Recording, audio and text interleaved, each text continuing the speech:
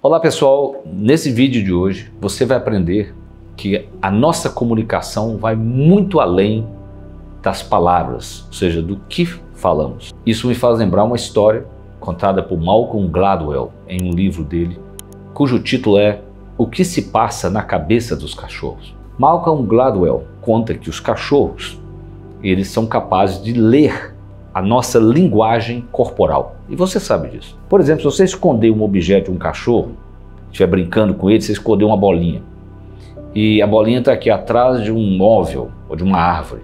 Se você fizer assim, ó, ele olha para lá. Então ele fica atento aos nossos movimentos, porque ele consegue ler o que o nosso corpo está dizendo, que é uma linguagem muito poderosa. É a nossa linguagem corporal. Acredita-se que essa é a linguagem mais poderosa. Isso é mais poderoso do que o que eu falo, do que como eu falo. É a minha expressão corporal. Existe uma disciplina que estuda isso. Então isso nos leva a entender, essa disciplina chama-se Laban. É uma técnica que é usada por dançarinos, que quando um dançarino vai fazer uma peça de dança, ele lê uma partitura igual um músico lê.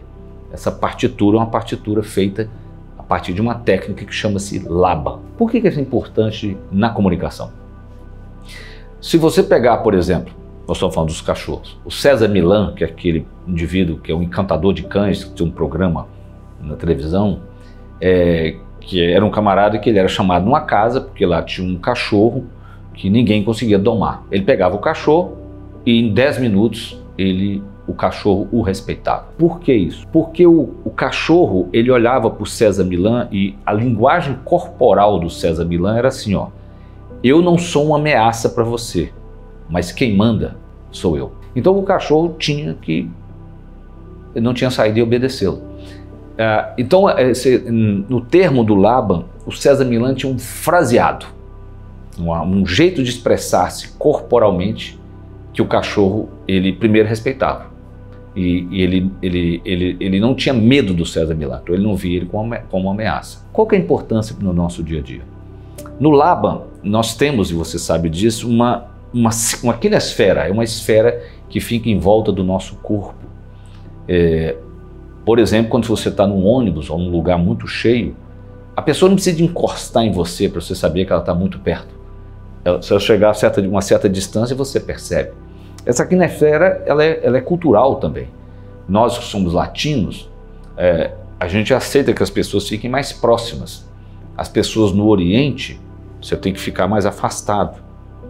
Eu costumo brincar, se juntar um daqui para conversar com o de lá, nós damos um passo em direção à pessoa, ela anda para trás, você dá outra, ela vai andando para trás, porque ela tem uma distância de segurança maior do que a nossa. A quinesfera. Então todas as vezes que você for se comunicar, você tem que levar isso em consideração.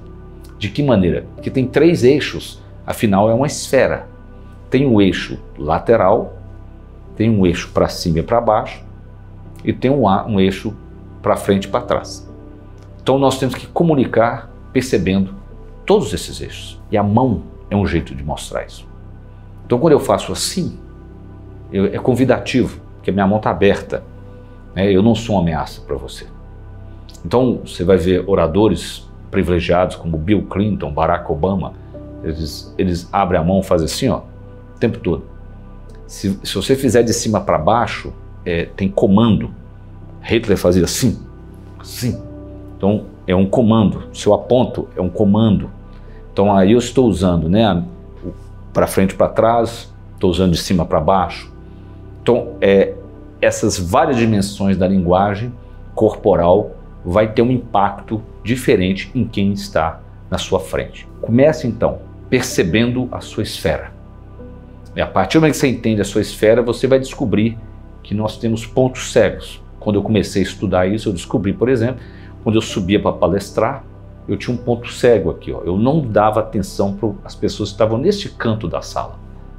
E quando a professora me chamou a atenção disso, eu não dava atenção. Então era um buraco.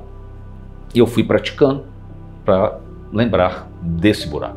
Essa é uma quinesfera.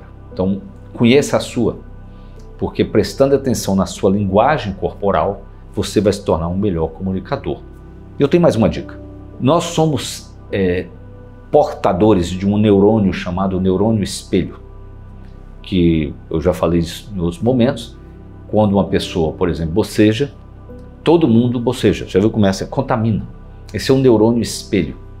Então, na nossa linguagem corporal, não só ter consciência das 3 dimensões, mas você pode espelhar a pessoa. Se você quer ter uma empatia com a pessoa, se ela estiver sentada, você senta. Se ela estiver em pé, você fica em pé. Não é isso? Quando você quer ter uma empatia com a criança, você não agacha para conversar com ela?